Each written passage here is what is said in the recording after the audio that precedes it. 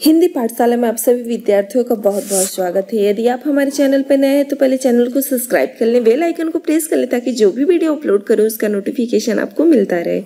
Video अच्छा लगे तो लाइक करना मत भूलें, आपकी लाइक ही हमारी एनर्जी है। हम आपके सम्मुख श्रद्धा मनु का ये पार्ट 2 लेकर उपस्थित हुए हैं, जो आपके पाठ्य पुस्तक में श्रद्धा मनु नाम से अवतरित है, जो कामायनी के श्रद्धा नामक सर्ग से लिया गया है। मृषण गंधार देश के नील रोम वाले मेसों के चर्म ढक रहे थे, उसका बपू कांत बन रहा था वह कोमल बर्म। ध्यान दीजिए, यहाँ पुस्तक में भी मेघो लिखा है, लेकिन ये मेशो होना चाहिए, मेसो के चर्म। कह रहा है मृषण गंधार देश के नील। मृषण का अर्थ होता है चमकदार या मुलायम। मृषण गंधार देश के नील। श्रद्धा ने गंधार देश में पाई जाने वाली गंधार देश में पाई जाने वाले नीले बालों वाली मेसो अर्थात भेड़। मेसो मतलब क्या होता है? भेड़ों या भेड़ों की खाल से बने, चर्म मतलब क्या होता है? खाल से बने अत्यंत कोमल, सुंदर एवं चमकदार। मृषण मतलब क्या होता है? चमकदार वस्त्र धारण कर रखे थे। पुनः एक बार इसकी व्याख्या देख लिया जाए। मृषण गंधार देश के नील रोमों वाले मेसों के चर्म, अर्थात श्रद्धा ने गंधार देश में पाए जाने वाली उत्तम नीले बालों वाली, रोम मतलब बालों वाली, भेड़ों, मेशो मतलब क्या होता है? भेड़ों के खाल से, चर्म यानी खाल से बने अत्यंत कोमल, सुंदर व चमकदार मृषण चमकदार वस्त्र धारण कर रखे थे। वे वस्त्र न केवल श्रद्धा के कोमल एवं रमणी शरीर को ढक रहे थे, बपुकांत मतलब सुंदर शरीर, बपु मतलब शरीर होता है, सुंदर शरीर को ढक रहे थे, बल्कि वे वस्त्र कोमल होते हुए भी उसका क्या बने थे? कोमल बर्म। कह रहा है बर्म मतलब क्या होता है? कवच। बर्म का क्या अर्थ होता है? चाहे तो आप लिख सकते हैं। बर्म का अर्थ होता है कवच। बर्म मतलब क्या होता है? कवच, अर्थात उसका सुरक्षा कवच बने हुए थे। किसके? श्रद्धा के। कहने का भाव यह है कि नीले भेड़ की खाल से बने उसके वस्त्र उसको सब प्रकार से क्या कर रहे थे? सुरक्षा प्रदान कर रहे थे। अब क्लियर हो गया होगा। आगे प्रसंग देख लीजिए, ये आगे वाला मोस्ट इंपॉर्टेंट है। इसके आगे आप मोस्ट इंपॉर्टेंट लिख लीजिए।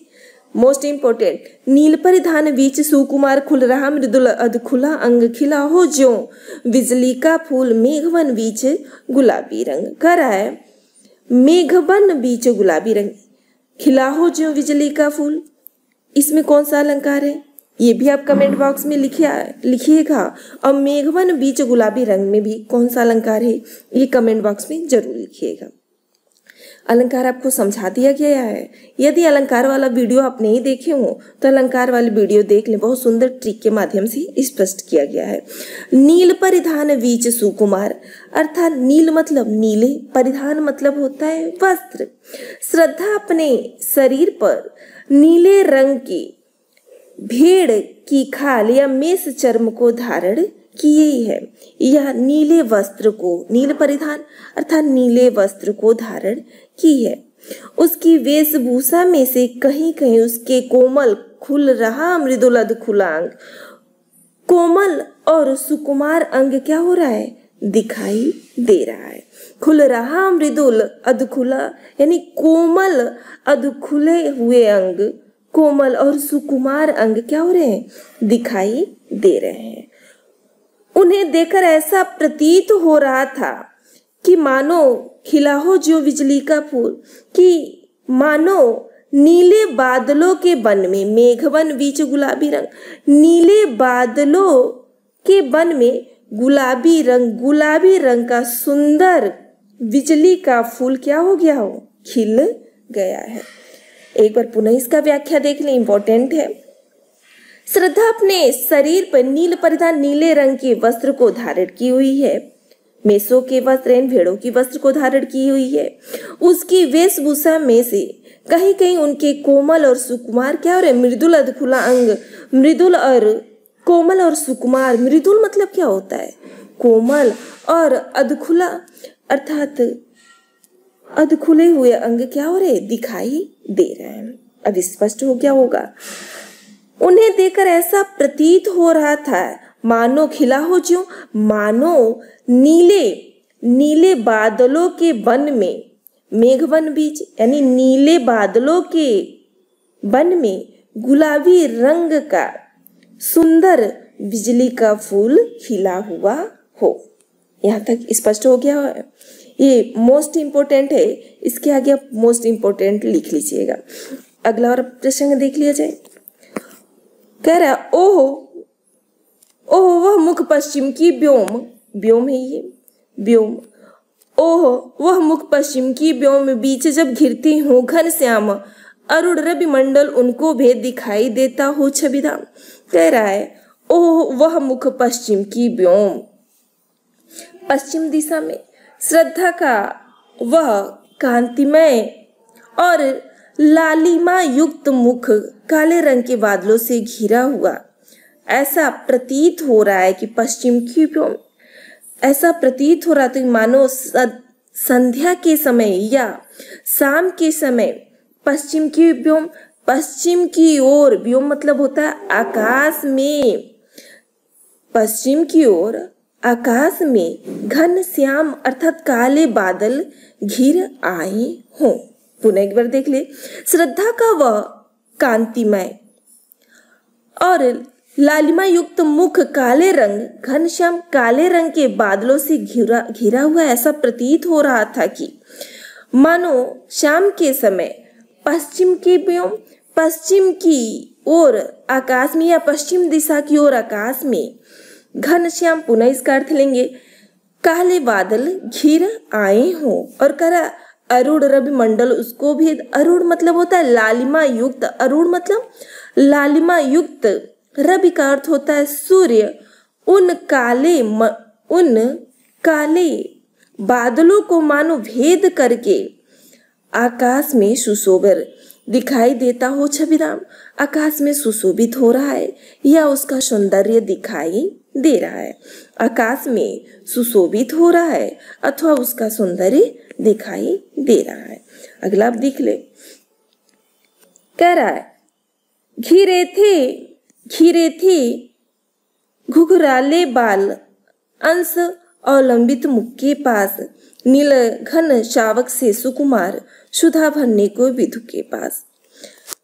श्रद्धा के अंश मतलब होता है कंधे पर, अंश कंधे पर लटकी हुई या घिरी हुई घुघराले बालों की लट उसके मुख पर ऐसे क्या हो रही, अवलंबित हो रही, ऐसे झूल रही थी। अवलंबित होना, लटकी हुई या झूल रही थी कि जैसे कोई घन शावक, घन मतलब होता है बादल, शावक मतलब छोटा, छोटा बादल या नन्हा बादल का टुकड़ा मानो अमृत सुधा भरने को विधु के पास, अमृत पीने के लिए, सुधा भरने या अमृत को प्राप्त करने के लिए, विधु यानी कि चंद्र, विधु का क्या अर्थ होता है, चंद्रमा, विधु मतलब चंद्रमा के पास क्या कर रहा है, छूने का प्रयत्न कर रहा हूं, चंद्रमा को छूने, विधु के पास यानी चंद्रमा को छूने का प्रयत्न कर रहा हूं। पुनः एक बार देख ले इसका व्याख्या। कर रहा है श्रद्धा के कंधे, अंश मतलब कंधे पर लटके हुए घुंघराले बालों की लट उसके मुख पर ऐसी, घुंघराले बालों की लट उसके मुख पर ऐसे झूल रही थी, लटक अथवा लटक रही थी जैसे कोई घन शावक, नन्हा बादल का टुकड़ा। सुधा मतलब होता है अमृत भरने के लिए या अमृत पान करने के लिए या अमृत को छूने का क्या करे, विदु के पास, चंद्रमा के पास छूने का प्रयत्न कर रहा हो। उसके आगे वाला प्रश्न देख लिया जाए। और मुख पर वह मुशिक्यान रक्त किसले पर ले विश्राम। कह रहे हैं आगे, उसके मुखड़े पर या मुख पर मोहक मुस्कान, मुशिक्यान यानी मन को मोहने वाला वह मुस्कान ऐसी लग रही थी जैसे रक्त किसले लाल रक्तिम नवीन कोपल पर।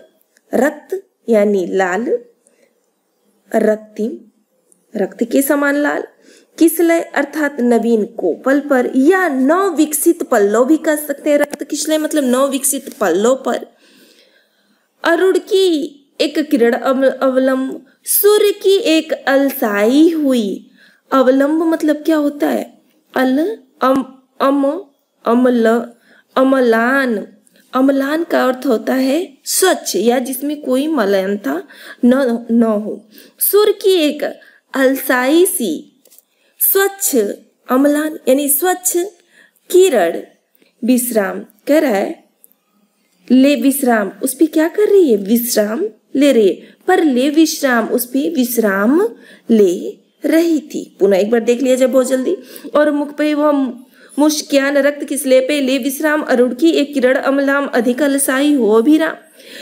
कह रहे हैं कि उसके मुख पर पड़े वह मन को मोहने वाली ऐसी मुस्कान थी जैसे रक्त किसले पे यानी कि लाल रक्तिम नवीन कोपल या नव विकसित पल्लों पर सूर्य की एक अरुण की एक सूर्य की एक अलसाई हुई स्वच्छ अम्लान स्वच्छ किरण क्या करे उस पे विश्राम कर, अधिक अलसाई हो अभिराम, अधिक अलसाई हुई उस पे क्या कर रही है, विश्राम कर रही है। सूर्य की एक अधिक अलसाई हुई किरण मानो उस पे विश्राम कर रही है। अभी ये भी क्लियर हो गया होगा।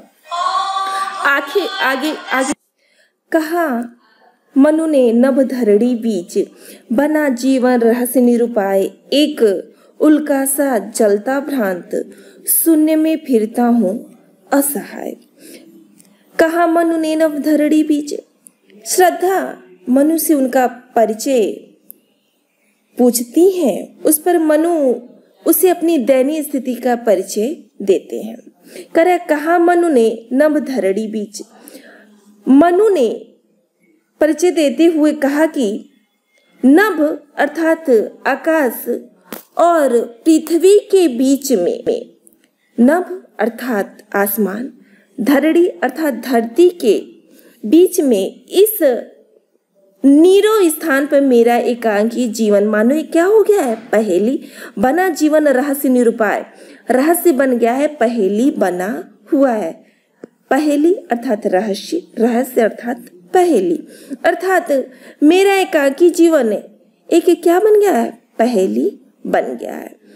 आगे कह रहे हैं, मैं इस निर्जन स्थान में असहाय होकर अपनी वेदना से एक उल्का सा जलता भ्रांत, वेदना से जलता हुआ उसी प्रकार इधर उधर भटक रहा हूँ, सुन में फिरता हूँ असहाय, उसी प्रकार इधर उधर भटक रहा हूँ जिस प्रकार एक जलता हुआ, एक उल्का सा जलता भ्रांत, एक जलता हुआ तारा टूटकर बिना किसी आश्रय को आकाश में, शून्य मतलब होता है आकाश, सुनिए मतलब आकाश होता है, आकाश की पर्यायवाची है शून्य, आकाश में इधर उधर क्या होता है, असहाय होकर भटकता रहता है।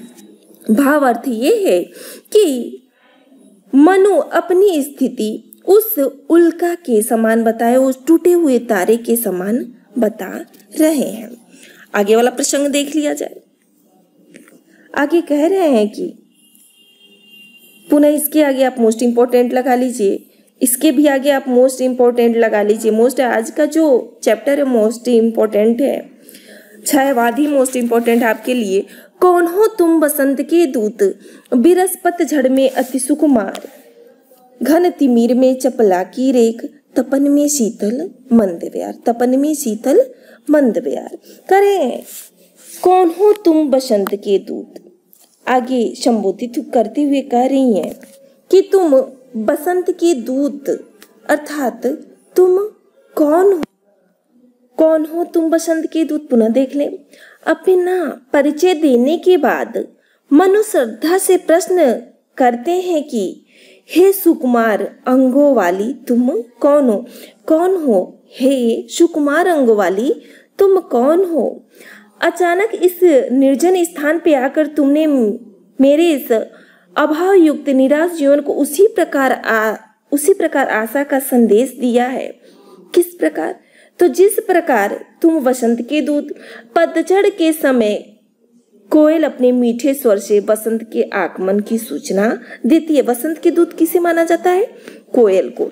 अर्थात जिस प्रकार पतझड़ के समय कोयल अपने मीठे स्वर से बसंत के आगमन की सूचना देती है। बिरस पतझड़ में अति सुकुमार। बिरस यानी कि निराशा युक्त वातावरण में अत्यंत सुकुमार, अत्यंत कोमल अंगों वाली। पुनः इसका व्याख्या देख ले ऊपर से। अपना परिचय देने के बाद मनु श्रद्धा से प्रश्न करते हैं कि अति सुकुमार, हे सुकुमार अंगों वाली कौन हो तुम कौन हो। और अचानक इस निर्जन स्थान में आकर तुमने मेरे इस अभावयुक्त और निराश जीवन को उसी प्रकार आशा का संदेश दिया है। जिस प्रकार पतझड़ के समय कोयल, बसंत के दूत किसे कहा जाता।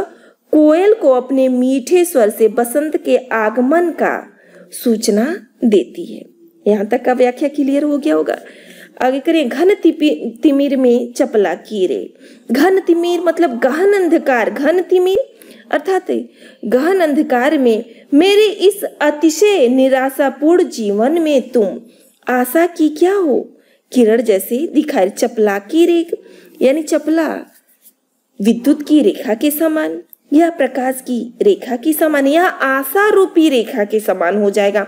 मेरे इस निराशापूर्ण या अंधकार, गहन अंधकार जीवन में, घन तिमिर गहन अंधकार जीवन में जैसे तुम आशा रूपी किरण जैसे दिखाई दे रही हो।